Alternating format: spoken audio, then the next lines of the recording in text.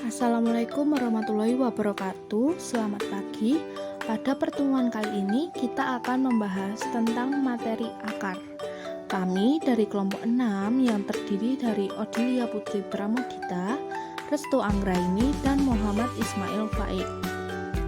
Pokok pembahasan pada pertemuan kali ini antara lain yang pertama ada sifat-sifat akar, yang kedua ada tugas akar, yang ketiga bagian-bagian akar, dan yang keempat sistem perakaran. Pokok pembahasan yang pertama yaitu sifat-sifat akar. Akar merupakan bagian dari tanaman yang sangat dibutuhkan terutama untuk memasok makanan yang diambil dari dalam tanah. Pertumbuhan akar pada umumnya mengarah ke dalam tanah atau geotrop. Akar sendiri memiliki sifat sebagai berikut. Yang pertama, terdapat di dalam tanah dengan arah tumbuh ke pusat bumi atau geotrop, atau menuju ke air atau hidrotop, dan meninggalkan udara serta cahaya. Yang kedua, akar tidak mempunyai klorofil. Yang ketiga, tidak mempunyai ruas-ruas atau buku-buku. Yang keempat, berwarna kekuning-kuningan atau keputih-putihan. Yang kelima, bagian ujung akar tumbuh terus. Dan yang terakhir atau keenam, bentuknya meruncing untuk memudahkan menembus tanah.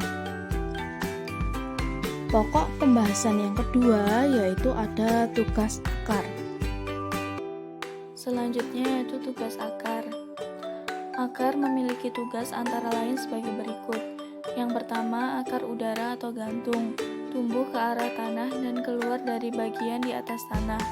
Akar ini memiliki filamen yang berfungsi untuk menyimpan air dan udara. Contohnya yaitu anggrek kalajengking atau Arachnis flos-iris. Setelah mencapai tanah, berfungsi menyerap unsur hara dari tanah dan bagian yang ada di atas tanah berubah menjadi batang. Contohnya yaitu beringin atau Ficus benjamina. Yang kedua yaitu akar penggerek atau akar pengisap. Akar ini hidup sebagai parasit pada tumbuhan untuk mengambil unsur hara dari tanaman inang. Contohnya yaitu benalu atau Loranthus sp. Yang ketiga yaitu akar pelekat. Akar yang keluar dari buku-buku batang untuk menempel pada tiang panjat. Contohnya yaitu lada atau Piper nigrum. Di bawah ini yaitu gambar dari anggrek kalajengking, beringin, benalu, dan lada. Selanjutnya yaitu yang keempat, akar pembelit untuk memanjat dengan memeluk tiang panjatnya. Contohnya yaitu vanili atau Vanili paniflolia. Yang kelima, akar napas. Cabang-cabang akar tumbuh tegak lurus ke atas sehingga muncul dari permukaan tanah yang mempunyai celah untuk masuknya udara. Contohnya yaitu kayu api atau Soneratia sp. Yang keenam yaitu akar tunjang. Akar yang tumbuh dari bagian bawah batang ke segala arah dan seolah-olah menopang batang agar tidak mudah rebah. Contohnya yaitu pandan atau Pandanus conoidus. Yang ketujuh yaitu akar lutut. Bagian akar yang tumbuh ke atas lalu membengkok ke dalam tanah. Contohnya yaitu pohon tanjang. Yang kedelapan yaitu akar banir. Akar yang berbentuk seperti papan yang disusun miring untuk memperkuat batang. Contohnya yaitu sukun atau Artocarpus sp. dan kenari atau Canarium ovatum. Di samping ini yaitu gambar dari vanili, kayu api, pandan, pohon tanjang, dan sukun. Selanjutnya yaitu bagian-bagian akar. Struktur akar dapat dibedakan berdasarkan bagian-bagian akar antara lain sebagai berikut. Yang pertama, leher akar atau kolum adalah bagian yang langsung bersambungan dengan pangkal batang. Yang kedua, ujung akar atau apex radicus adalah bagian yang paling muda dan akan terus mengalami perubahan. Yang ketiga yaitu batang akar atau corpus radicus adalah bagian di antara leher dan ujung akar. Yang keempat yaitu cabang akar atau radix lateralis adalah bagian yang muncul dari akar pokok tetapi tidak langsung bersambungan dengan pangkal batang. Yang kelima yaitu serabut akar atau Friboulia radicalis adalah cabang akar yang teksturnya halus. Yang keenam yaitu rambut akar atau Pilus radicalis adalah penonjolan pada epidermis yang berfungsi memperluas area penyerapan. Yang ketujuh yaitu tudung akar atau kaliptra, adalah bagian yang melindungi bagian ujung akar. Di samping ini yaitu gambar dari bagian-bagian akar. Selanjutnya yaitu sistem perakaran. Sistem perakaran dibedakan menjadi dua, yaitu akar tunggang dan akar serabut. Akar tunggang atau taproot merupakan akar lembaga atau radikula yang tumbuh terus menjadi akar utama dan bercabang-cabang lebih kecil. Akar serabut atau adventitious roots merupakan akar lembaga yang dalam perkembangan selanjutnya tidak berkembang, tetapi pada pangkal batang keluar akar banyak dengan ukuran relatif sama.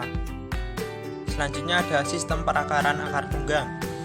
Sistem perakaran akar tunggang ada dua, sistem tunggang tidak bercabang dan akar tunggang bercabang. Yang pertama ada akar tunggang tidak bercabang. Akar hanya berupa serabut akar yang sangat halus, dapat dianggap tidak merupakan cabang karena berfungsi sebagai penyerap air dan unsur hara. Akar tunggang tersebut berfungsi sebagai tempat penimbunan zat cadangan makanan. Akar tunggang tidak bercabang dibedakan. Yang pertama bentuk tombak, pangkal besar meruncing ke ujung seperti terlihat pada wortel atau Danthus carota. Yang kedua bentuk gangsing, pangkal besar membulat seperti pada bengkoang. Yang ketiga bentuk benang, akar tunggang seperti akar serabut seperti pada kartok. Bisa dilihat gambar sebelah kanan, ada akar tombak, akar gangsing dan akar benang. Selanjutnya sistem perakaran akar tunggang yang kedua ada sistem tunggang bercabang. Akar tunggang ini berbentuk kerucut panjang, tumbuh ke bawah, bercabang-cabang banyak dan cabangnya bercabang lagi, sehingga memperluas daerah perakaran yang dapat menyerap air dan unsur hara pada tanah. Yang selanjutnya sistem perakaran pada akar serabut. Sistem akar serabut jika akar lembaga dalam perkembangan selanjutnya mati atau kemudian disusul oleh sejumlah akar yang sama besar dan semuanya keluar dari pangkal batang. Akar ini karena bukan berasal dari calon akar yang asli, maka dinamakan akar liar dengan bentuk seperti serabut sehingga disebut akar serabut atau radik adventitia.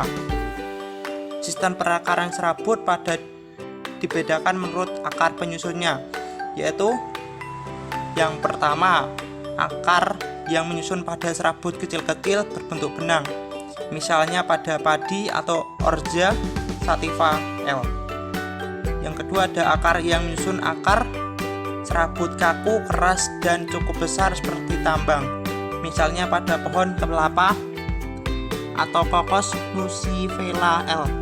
Yang ketiga akar yang menyusun pada serabut besar-besar atau hampir sebesar dengan lengan tangan masing-masing, tidak banyak percabangannya, misalnya pada pandan, pandus atau Pandus Torius Sol. Selanjutnya ada referensi untuk membuat materi akar pada hari ini. Sekian, terima kasih. Bila ada kesalahan kata mohon dimaafkan. Wassalamualaikum warahmatullahi wabarakatuh.